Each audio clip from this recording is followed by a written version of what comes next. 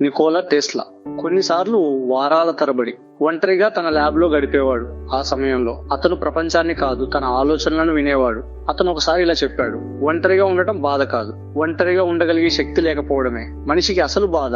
చాలా మంది మనుషులు గుంపులో ఉంటే సాంత్వన పొందుతారు, కానీ నికోలా టెస్లా ఒంటరిగా ఉన్నప్పుడు తనలోని నిజమైన శక్తిని కనుగొనేవాడు. నికోలా టెస్లా రోజుకు 18 నుండి 20 గంటలు పనిచేసేవాడు. నిద్ర తక్కువ, తినటం తక్కువ, కానీ ఆలోచన మాత్రం చాలా ఎక్కువ. అతను ఒకసారి ఇలా అన్నాడు: నేను నిద్రపోను కాబట్టి సోమరిని అనుకోకండి, నేను మేల్కొని ఉంటాను కాబట్టి ప్రపంచం మేల్కొంది. నికోలా టెస్లాకు పని అంటే ఒక భారంగా అనిపించలేదు.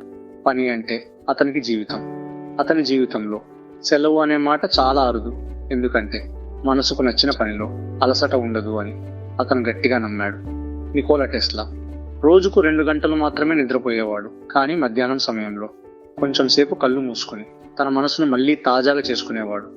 అతను చెప్పిన ఒక సూత్రం: నిద్ర శరీరానికి విశ్రాంతి, కానీ లక్ష్యం ఉన్న మనసు ఎప్పుడూ ముందుకు సాగుతూనే ఉంటుంది. సమయాన్ని వృధా చేయకు, ప్రతి నిమిషం నీ జీవితాన్ని మార్చగల శక్తి కలిగి ఉంటుంది.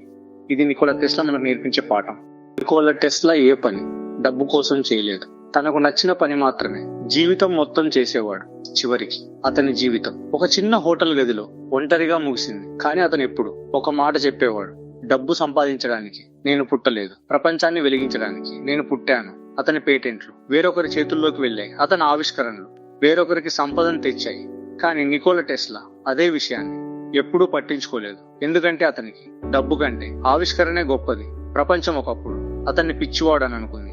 అతని ఆలోచనలు వాళ్ళకు అర్థం కాలేదు, కానీ అతను తయారు చేసిన విద్యుత్తు లేకుండా ఈ రోజు మీరు వీడియో చూడలేరు. ఒంటరిగా జీవించాడు, డబ్బు కోసం పని చేయలేదు, ఆవిష్కరణ కోసం మాత్రమే జీవించాడు. ఒకసారి ఇలా జరిగింది. థామస్ ఎడిసన్ టెస్లాను బహిరంగంగా అవమానించాడు, అతని ఆవిష్కరణలను తక్కువగా చూపించాడు, ఇవ్వాల్సిన డబ్బు కూడా ఇవ్వలేదు. అయినా నికోలా టెస్లా కోపంతో స్పందించలేదు. అతను ఒకసారి ఇలా అన్నాడు: నన్ను అవమానించిన వాళ్లను నేను క్షమించాను, ఎందుకంటే వారి పని వారికి తెలుసు, నా పని నాకు తెలుసు. శత్రువులతో పోరాడటానికి సమయం వృధా చేయలేదు, ఆ సమయాన్ని కొత్తది సృష్టించడానికి ఉపయోగించాడు. ఇదే నికోలా టెస్లా ప్రతీకారం. నికోలా టెస్లా భవిష్యత్తు గురించి చాలా స్పష్టంగా మాట్లాడాడు. అతను చెప్పాడు: ఒక రోజు వస్తుంది, మనిషి మెదడు నేరుగా ఇంకో మనిషి మెదడుతో మాట్లాడుతుంది, తీగలు లేకుండా, యంత్రాలు లేకుండా. అది ఇప్పుడు జరుగుతోంది. ఇంటర్నెట్ అంటే అదే. నికోలా టెస్లా ఒక పాఠం నేర్పాడు: లోకం అర్థం చేసుకోకపోయినా పర్వాలేదు, నీ పని సరైనదైతే కాలం నిన్ను న్యాయంగా చూస్తుంది.